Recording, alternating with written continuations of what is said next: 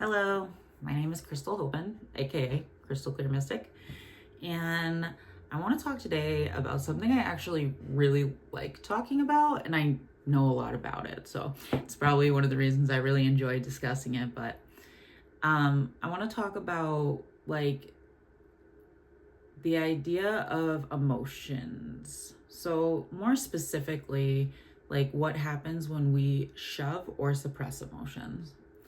So I always think about this activity that I used to use when I was a child therapist, and it was a iceberg.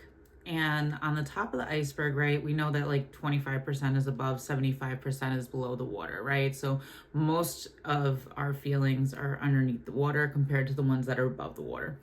And so above the water feelings would be like anger, frustration, right? Those kinds of things. And underneath the water would be what anger is hiding, or what anger is trying to keep you from feeling.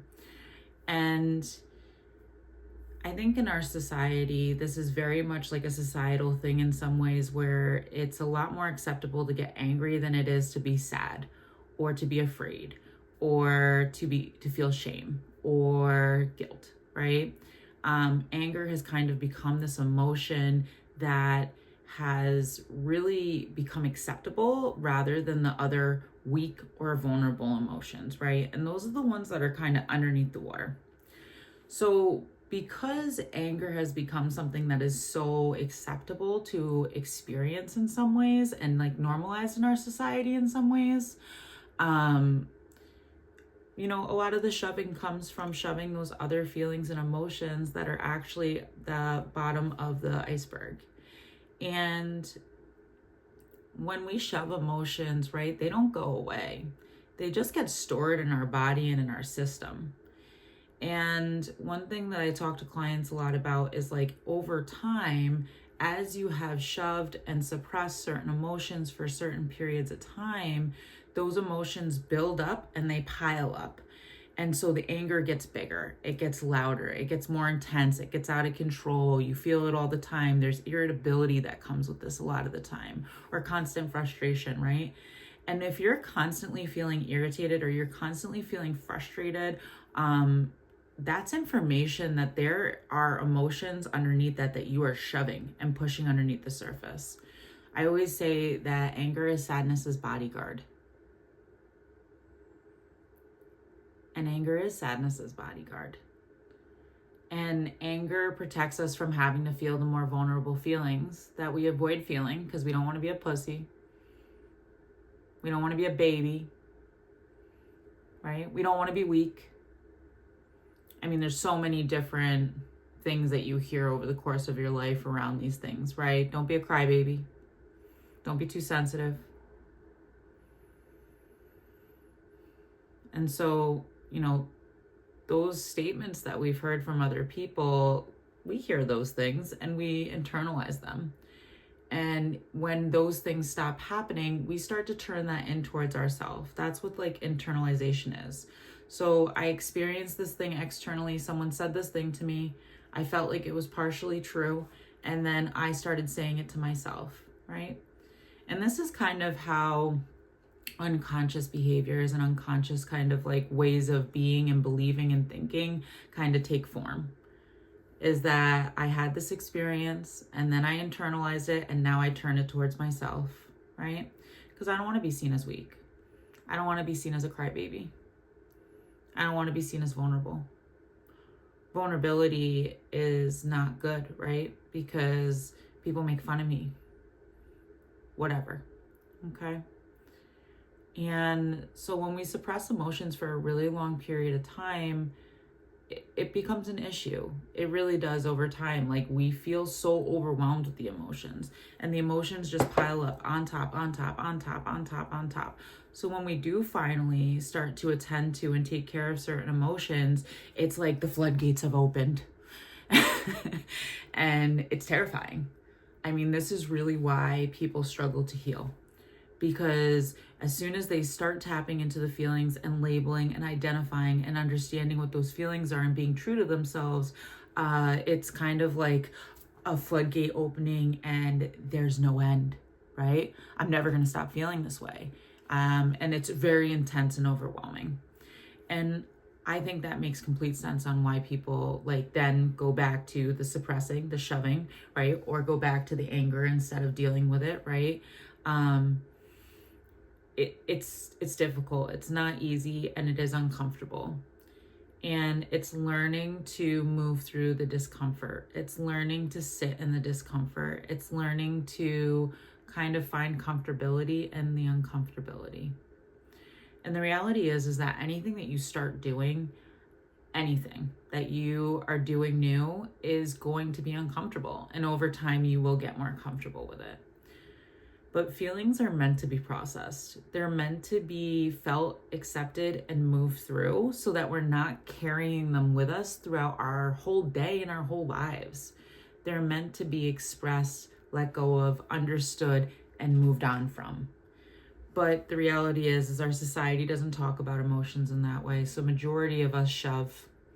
And when it comes to like the shoving of the emotions, we do it in so many different ways. I mean, people who are workaholics are probably shoving emotions. Overeaters, people that overeat food, probably doing the same thing. Over exercising, that's a pretty big way to kind of avoid dealing with emotions as well. I would say constantly like needing stimulus or like scrolling on the phone or constantly needing to be reading something or doing something. That's another way that you're avoiding feelings. Sometimes people do it with sweets. They'll avoid feelings, or they'll be around people all the time, right? And then also like the obvious ones, substances, alcohol, drugs, right? Things like that. That's another way that people are avoiding like feeling what they're really feeling. And, you know, over time, those feelings don't go away. We just get more uncomfortable in our bodies. And we fidget and we need to keep busy and we feel like uncomfortable when we're bored. And so we just like pile on the list of things that we need to do so that we don't have to feel anything.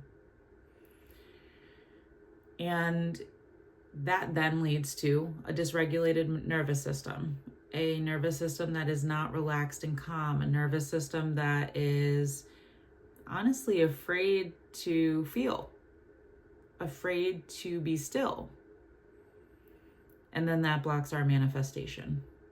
That blocks our ability to relax and let things come to us and receive. It blocks our ability to meditate. It blocks our ability to be still.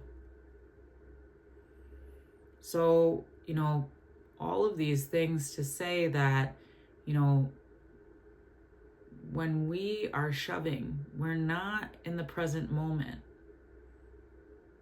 We are trying so hard not to be in the present moment because being in the present means dealing with certain things that we haven't been.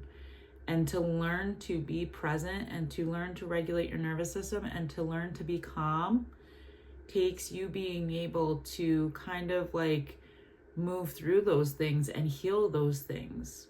Have a different perspective of those things, release those things for you to truly be able to, you know, be here and now, be present, to manifest fully and quickly. So all of this to say that, you know, our society kind of like keeps us in this place.